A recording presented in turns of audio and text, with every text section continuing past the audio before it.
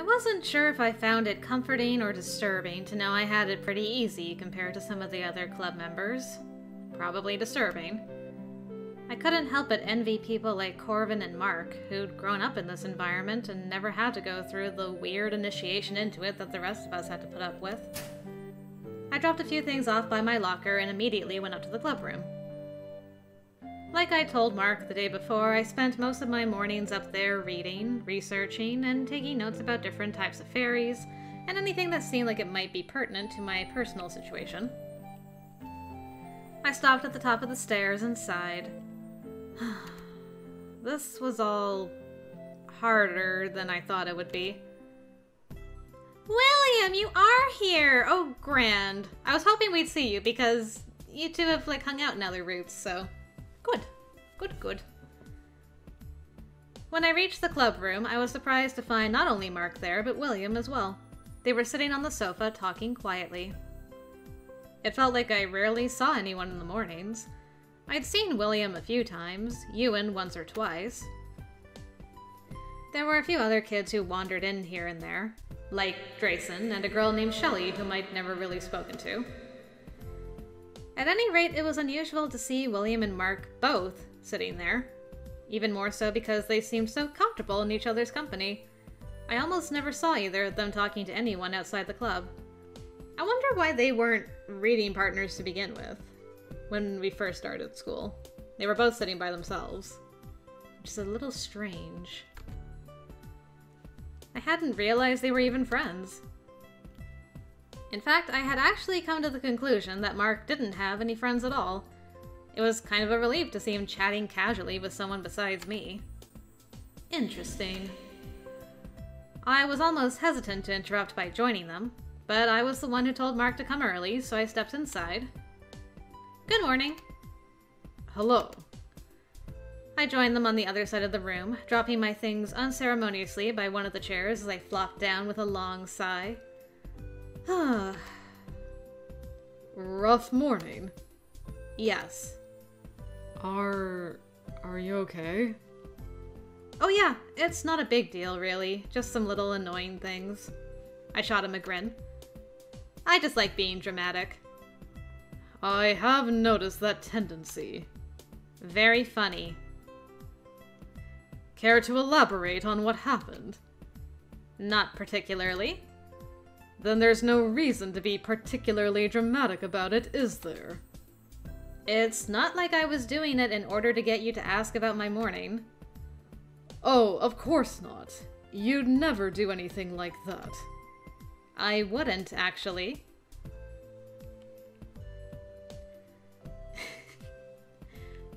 Sure, you know what? You're gonna just read my mind later anyway, so I might as well just tell you. But if you really must know... I don't need to know, actually. So you needn't force yourself to tell me. I wasn't forcing myself. If you don't want to tell us, then don't. Jeez. Someone's crankier than normal today. Yes, I believe it's you. Dang, he's just too quick. He's got them rebuttals. I managed to avoid dealing with Spencer this morning, and instead I got grumpy Marc. You're not a morning person, are you? Vampires rarely are. Okay, I guess that was kind of a dumb question. You... No! Stop that statement right there. Just don't. I know what you're going to say, and I don't want to hear it. He smirked slightly. The two of you are surprisingly good friends already, aren't you? William knows what's up. What on earth leads you to that conclusion? Well, this is the first time I've seen you teasing someone. Aww. I wasn't teasing her. Or be teased in return. I like that William just... he didn't argue, he's just like, no, you totally were teasing her, and also, you're letting her tease you. It's so cute. You two are adorable together. I definitely was not teasing. I was completely serious when I said he's crankier than usual. That wasn't a joke. You still look pretty close to me. Have you considered that you might need to get glasses? I kicked lightly at his foot. Don't be mean! That wasn't mean. It was a sincere question. Aw, William's so happy! Aw, what a sweet bean! William just laughed gently. I tipped my head to the side slightly as I watched him. It was the first time I'd ever seen him laugh. So cute. Glad we're entertaining, at least. Ready to work on Shakespeare, Mark? That was why we were meeting this morning, right? Actually, William and I already read ahead together before you arrived. Rude. Oh. I also like Shakespeare. Should have sat in the back. Oh, really?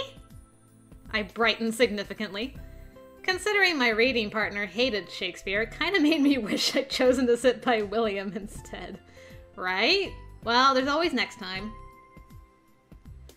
Saying of which, if they got along so well, why didn't Mark just ask him for help instead of struggling along on his own until I happened to move back into town? Right?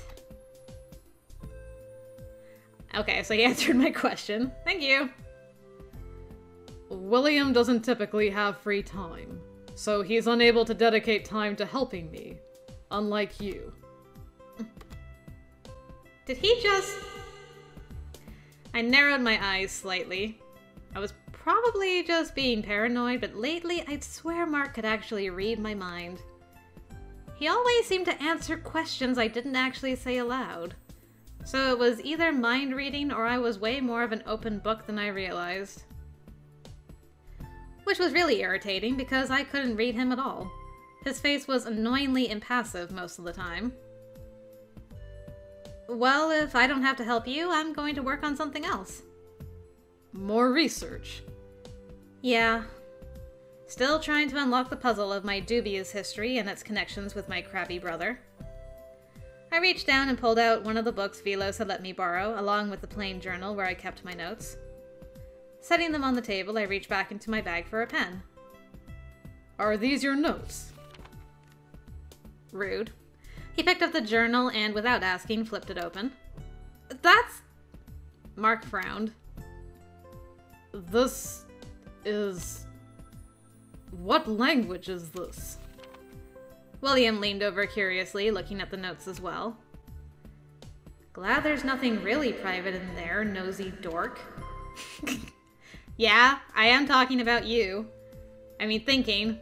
Bleh. Mark looked up at me, raising an eyebrow. It's nothing. I mean, it's not a real language. Some sort of code, then? Something like that. You accuse me of it, but you're being quite standoffish this morning as well, you know. I'm not trying to be standoffish. It's just awkward to explain. It's a language Spencer and I made up as children. That's all. Spencer is the crabby brother, right? Yeah. We just... Like a lot of twins, we had our own way of speaking to each other when we were little.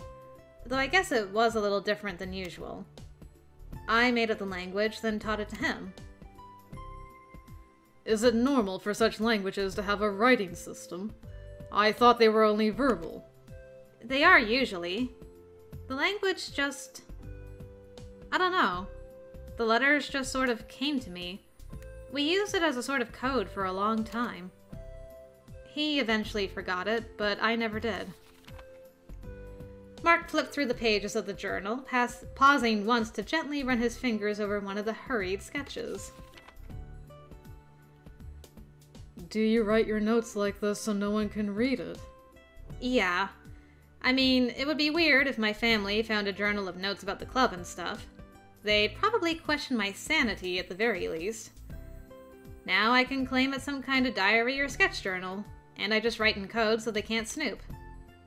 Clever. I guess. Probably more like paranoid, but it can't hurt to be cautious. Especially with Spencer spending so much time snooping around these days. Indeed. Is this the Spriggan you ran into? He tipped the journal down so I could see the drawing. Yeah. I've been trying to chronicle everything. If some things aren't helpful in my research, then at least writing about them is somewhat cathartic. Marc handed the journal back to me. So what specifically are you researching at the moment? Nothing specific. The things I want to learn about are a little vague, not to mention difficult to cross-reference. I don't really know how to frame my situation in the context of research. I'm looking for anything relating to fairies and amnesia, or fairies and lost vision. Most of the books are just filled with anecdotes, though, so... Why lost vision? Her brother lost the vision in one of his eyes after the most recent incident where Nora went missing, but there was no visible injury. Nora suspects the vision loss may actually be supernatural in origin. I see. The only thing I've really found that sort of relates is this one old story about a woman who accidentally gained the ability to see the Fae by means of magic ointment. I flipped through my journal to the story, which I'd flagged as having a connection point for my situation. Apparently, when the Fae realized she could spy on them, they put her eye out with a stick. But in that case, there was clearly a physical injury that resulted in the vision loss. Spencer didn't have anything like that, so, at the very least, I can assume no one poked his eye with a stick. Still, though... If your brother can see the supernatural, why wasn't he brought into the club at the same time you were? Well, we don't know for sure that he can anymore, or that he ever could. Though I think he could as a child. It wouldn't be surprising. It's not uncommon for children to have mild sight abilities that fade as they get older. Really? Many believe children are just more open to certain wavelengths of the paranormal, but as we grow older, humans become more closed off to those things that don't involve our main senses. When someone maintains their ability to see and sense those wavelengths clearly, but have no magic ability, they're called espers, like William. If your brother's inability to see the supernatural coincides with the eye injury, then maybe there is some kind of connection. There's really no way to confirm that. I can't exactly come out and ask him about it now. But it feels like we stopped talking about seeing strange things long before that incident. And even if there is a connection, I still have to figure out who injured his eye. And why. Especially if it was me. In the story I'd found, the Fae were threatened by the woman's ability to see them. In Spencer's case, I'd never felt threatened. Besides, I wasn't exactly running around invisible like other Fae. He didn't need to use some kind of supernatural sight to look at me. It was like a ton of other things I'd found. It seemed kind of similar, but didn't quite align with what happened to us. It's like having a ton of puzzle pieces without knowing whether or not they even all go to the same puzzle. Fae are a complicated group. No kidding. I pulled the library book toward me and flipped it open. I didn't have much time, but I'd recently started a section on something called crumbles, and there was one detail that had caught my eye. I wanted to reread it and take some notes before class, now that I didn't have to read with Marc. Aw, William, why do you look so sad? What happened? Nora? I don't want to interrupt, but I wanted to say I'm sorry. I looked up at him curiously. William's hands were clenched in his lap and he was staring hard at the floor. Sorry for what? He looked up at me nervously, twisting and untwisting the hem of his shirt. Oh, you're apologizing for that day. I was wondering if maybe that's what you were doing, but I'm like, that was a while ago. Poor boy. He's so sensitive. Well, your first day here, in the cafeteria that day. Marc's face is like,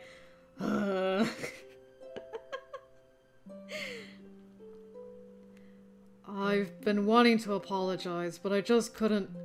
Oh, don't worry about that. Allie and Marc already explained what happened there. I know it wasn't your fault. Mark told me that, but I wanted to apologize personally. So it wasn't his fault. I wasn't there for the explanation, though, Nora. Was it some kind of ghosty ghost? It's okay, really. To be honest, I should be the one apologizing. I completely misunderstood the situation and made things uncomfortable for you. William smiled faintly. You don't have to apologize. You couldn't have known the situation. And you couldn't exactly explain it, so no reason to apologize. Due to his high spiritual presence as a particularly powerful Esper, different sorts of spirits tended to just lurk around William. I figured, so there's probably one that knocked over my backpack, and then there was one that threw the tray out of your hands, yeah. Okay. There was always a bit of poltergeist-like activity that followed him around. It sometimes backlashed onto people close to him. Man, what a curse, though. Poor William. The day that lunch tray flipped out of my hands, it was because of that. Apparently I sat in a ghost spot, and it wasn't happy about it. Ah! Fortunately, the club was kind of a safe haven for him, since the things that followed him around couldn't get in due to some kind of barrier. Oh, at least you have a spot where you can get a break. I told you there was no reason for you to be concerned about it. For all that she likes to complain, she's been fairly open-minded about all this. I smiled slightly. Overbearing, as usual. At least it's not just me that he bosses around. I know that.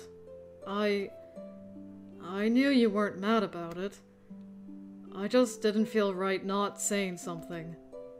Then I officially accept your apology, so you don't have to worry about it anymore. He returned my smile shyly. If you need help with your research, I wouldn't mind helping. I don't have a lot of free time right now.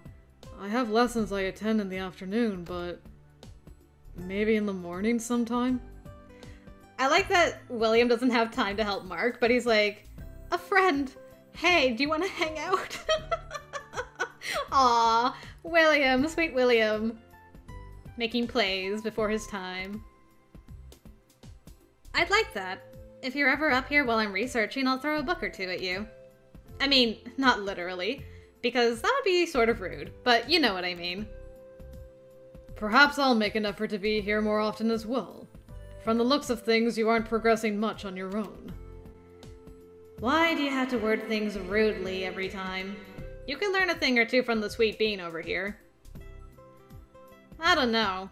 If you're always this cranky in the mornings, I'd prefer you get an extra half hour of sleep instead. I believe I already pointed out that the one being cranky this morning is you. I glanced up at the clock sign inwardly. Crimbles would have to wait until later. In any case, we're out of time for today. I didn't get much done, which was a little disappointing. It was too hard to study at home because I was interrupted a lot, and I didn't really want to be caught making weird notes in my journal. So I really only had before and after school, and I'd been busy tutoring Marc after school lately. Rude or not, Marc was right. Progress on the research front was annoyingly slow these days. Well, whatever. There wasn't really a rush. It's not like I had a deadline or anything.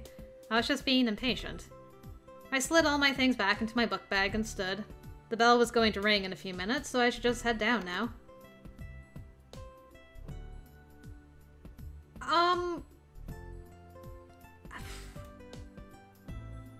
I feel like weird. I mean, we all have to go. I would feel weird being like, "Hey, Marc, you and me, let's go. Bye, William. I guess you can walk behind us since we're all going to the same place." Just look, we are gonna be a trio. We don't have to fight. We don't have to make this a love triangle. Let's just, like, hang out and be cool. Cool? Cool. But since we all had first period together, we might as well walk together too. It would be weird and kind of rude if I just walked out on my own, or with just one of them. Let's just go. I'm going to head down. You two want to come with? I have to talk to Velos and Guess about something. I'm sorry. Who's Guess?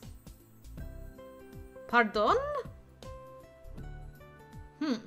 Okay, interesting. See, but at least I think William is like... I wonder if he really has to talk to Velos, or if he's just like, I got your back, bro. I'll be your wingman. Guess?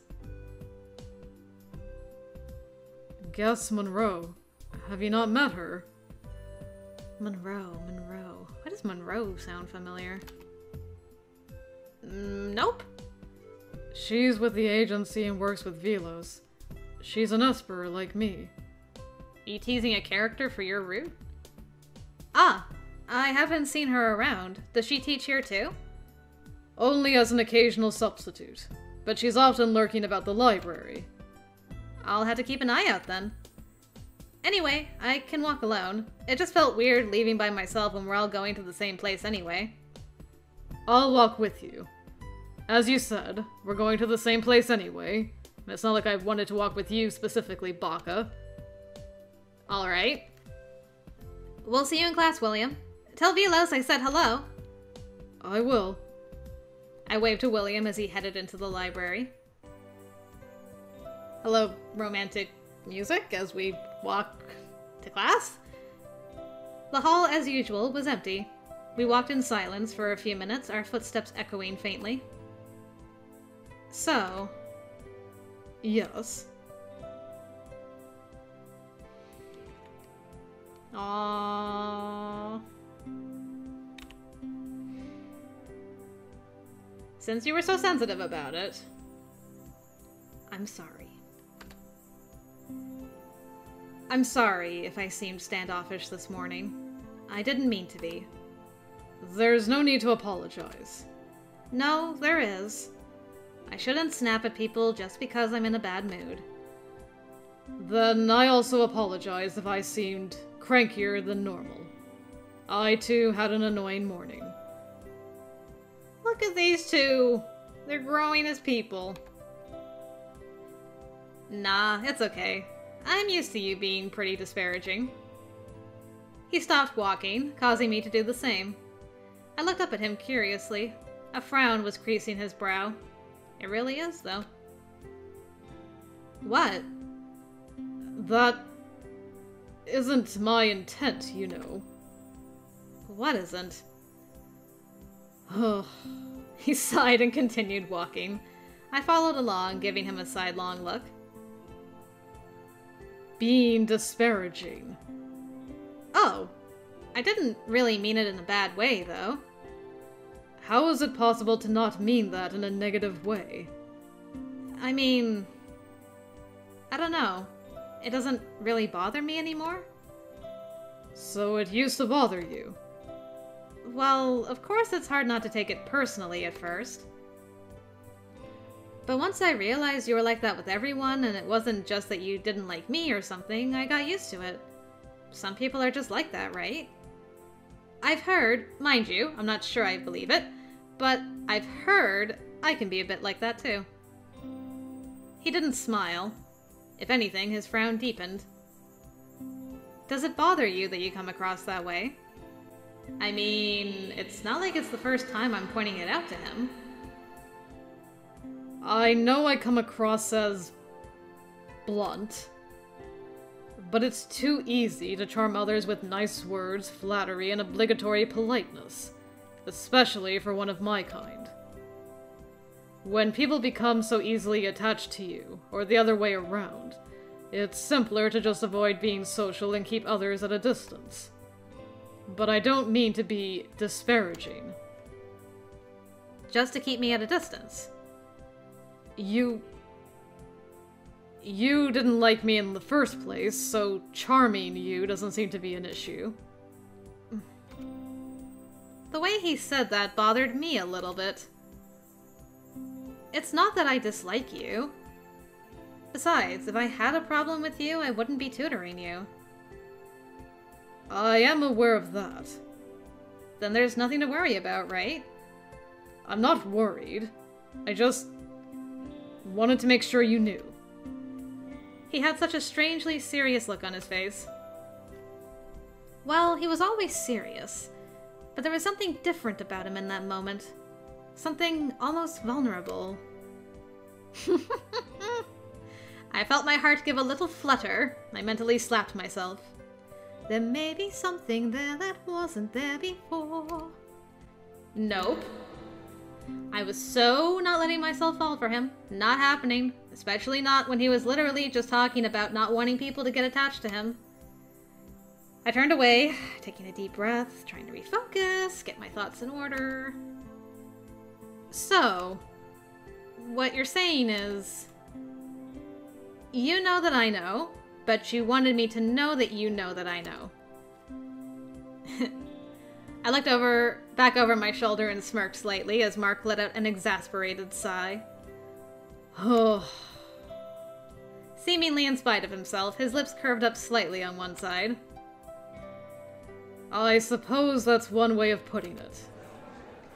By the time we reached the bottom, there were other students milling around the halls waiting for class to start. The first bell rang right then as well. The hall was almost immediately crowded, as usual. It was nice walking next to Marc. People sort of parted to let him through. I stayed close to take advantage of his divine sea-parting abilities. Nice as it was also weird walking with Marc. People were sort of staring. Marc got stared at a lot, not just by swooning girls. I think he naturally attracted a lot of attention. Tall, good-looking, rich, and he had a reputation for being a loner. People tried to get close to him. Believe me, I'd seen them try. But he tended to brush them off. Everyone knew that he kept to himself, which probably made it seem even weirder that he was walking with me. It felt like walking with a celebrity. I kept my head down and tried to ignore it. Marc, at any rate, didn't seem fazed. Or maybe he was just used to being ogled. Hello? Robin. You think so? Pretty damn bold. What? I glanced over toward where I'd heard the small snatch of conversation, wondering what they were referring to.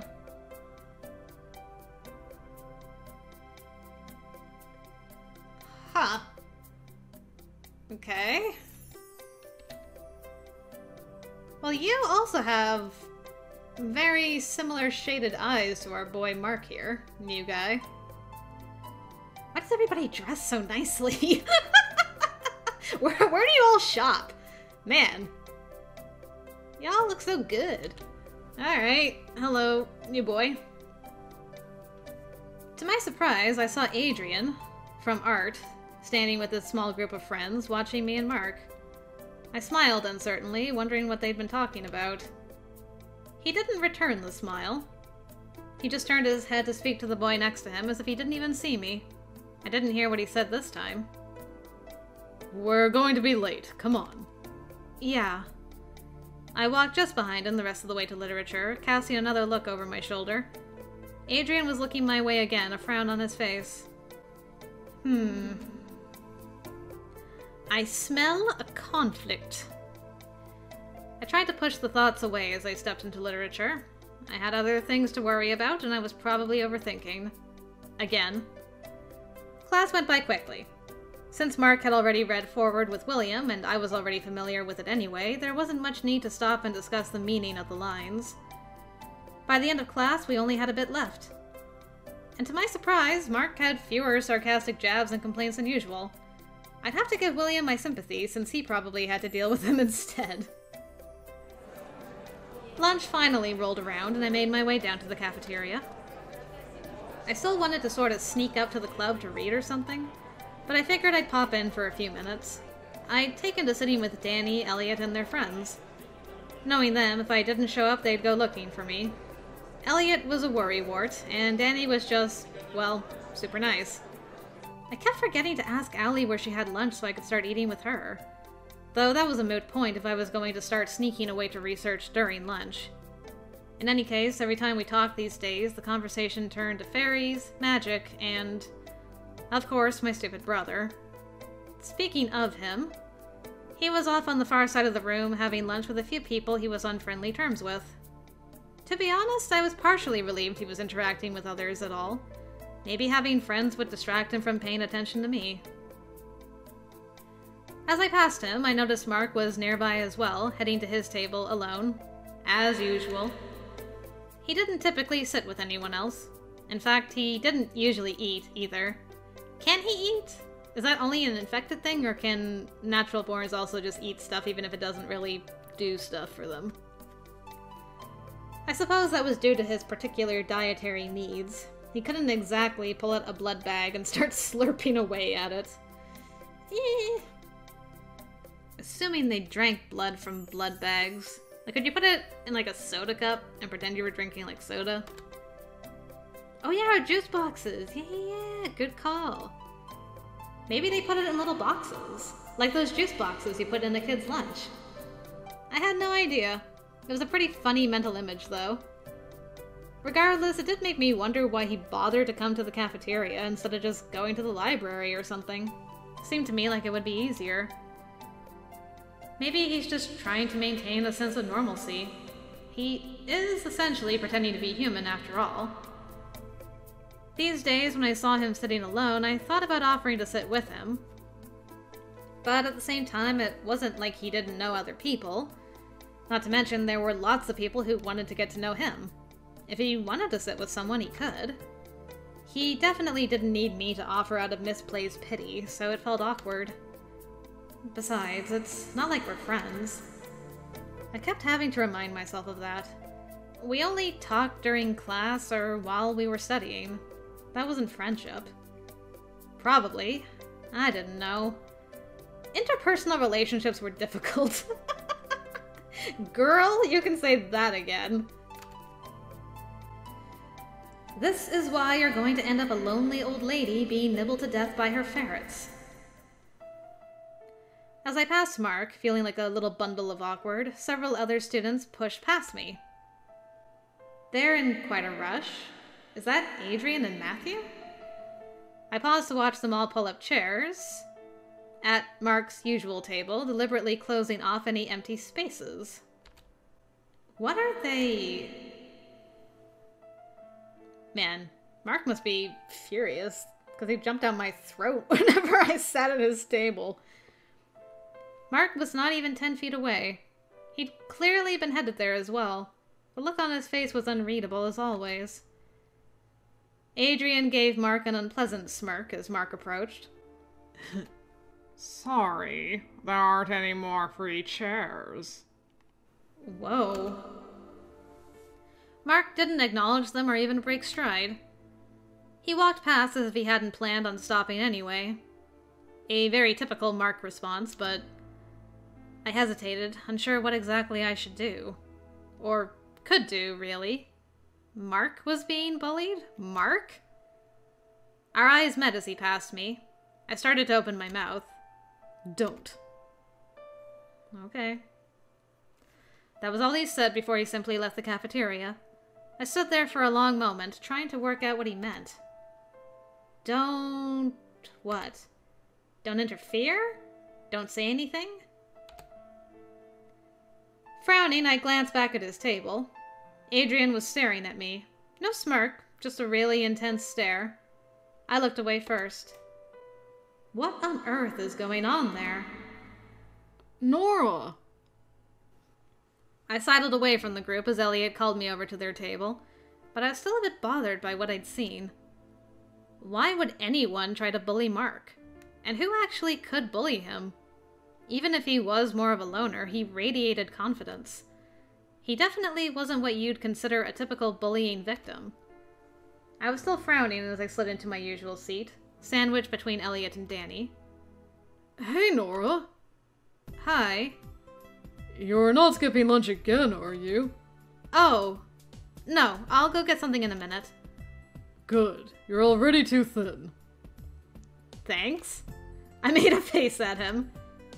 You sound like my mom. He paused, frowning. I think I sound like my mom, too. That's never a good sign. He just laughed. Sorry. I probably shouldn't have said that anyway. You're fine the way you are. Thank you, Danny. It's not a big deal. Hey Dan, look at this! He turned away to look at the magazine James was waving about, leaving me to frown into space as I thought about what I'd just seen. What's up? Hmm? You look upset. I let out an exasperated sigh. Is my face really that easy to read? Well, I mean, you're kind of frowning. Is everything okay? And he said, don't pry. He'll tell us if it's important. If we need to be warned. We'll respect his privacy. Oh, it's nothing. Really. I decided not to follow Mark and try to pry. I had a sneaking suspicion it wasn't a gesture that would be appreciated. I was just noticing. Adrian and his group don't usually sit there. I nodded toward Mark's table casually. I didn't know if the others had seen what happened. I mean, it might not have even stood out to anyone else. It's not like there had been some kind of huge incident. It only struck me as weird because I'd been standing close enough to hear them. Oh, it's Matthew! She waved at the table. Matthew waved back before going back to talking with the group. Guess they got tired of sitting back in the corner. I pondered how to dig for information about them without seeming weird. I mean, normally I didn't really pay much attention to cliques and groups. Also, just want to point out, Elliot's face is in the very unamused look right now. What do you know, boy? You know, outside of art, I don't think I've ever seen Adrian talk to anyone else. And his friends are pretty close, huh? I think all their parents know each other or something. Adrian's dad is on the board of Ardeal Technologies or something. I don't know about the other ones. I glanced his way. Danny was watching me over the top of whatever magazine James had given him. Ardeal Technologies? Mark's dad's business. Okay, and what is he in that? He's on the board. Okay. Interesting. Oh! So Adrian's dad works with Mark's dad? That made the bullying make even less sense. I think some of the others are on the board too. I don't really know. I don't know any of them well. I assume the company is probably a front for something, potentially? Front for a vampire coven or something? I guess that's why they're all so close. Probably. From what Matthew's told me, they've all known each other since they were kids. They're still pretty nice, though. I think they just hang out a lot because they spend a lot of time together outside of school. They all live in that Shadow Lake Estates. That super fancy neighborhood? Yep. That's where Mark lives, too. I couldn't fathom why they dislike him. Based on all that, it sounded more like they should be friends. Maybe I just shouldn't stick my nose in. Sounds like there's some kind of weird drama there. What does Ardeal Technologies even do? Mark had never really talked to me about his family. All I knew was that they were rich. Oh, I think it's like medical research and supplies or something. Blood. They're in the blood business, gotcha. Why are you asking? Interested in Adrian? No. She waggled her eyebrows at me, eliciting an eye roll. Just curious. Hey, you wouldn't be the only one. He's got a lot of admirers. Well, then he doesn't need another one. Then are you interested in Mark Lowe? You've been tutoring him, right? Don't say it like we're doing something else. I really am tutoring him. Rumor has it he even walked you to class this morning. Oh my god, where did you even hear that? Things get around. Oh? He didn't walk me to class. Elliot's face. I just been watching Elliot's facial expressions. during this entire conversation. It's been a treat. We literally have the same class first period. We just both happen to be walking the same direction at the same time. Isn't that the definition of walking to class together? No. No, it isn't. Is that why you tutor him as well? Because you just happen to have the same class? Yes, actually. That is the exact reason, isn't it always? I sit next to him and he really sucks at Shakespeare. Right, right. Okay, come on, knock it off. Fine, we'll stop teasing. For now. She shot me a grin as James changed the subject to the upcoming holiday and some kind of party they wanted Danny to go to. Elliot leaned closer to me and lowered his voice. Artial Technologies does a lot of really specialized research. Specialized? How? Well, some of their research involves really uncommon conditions. Uncommon? Specialized. The way Elliot was throwing emphasis around, it was obvious he was hinting at something. I wasn't exactly Sherlock, but... Is he trying to say the company researches paranormal things? Okay. Alright.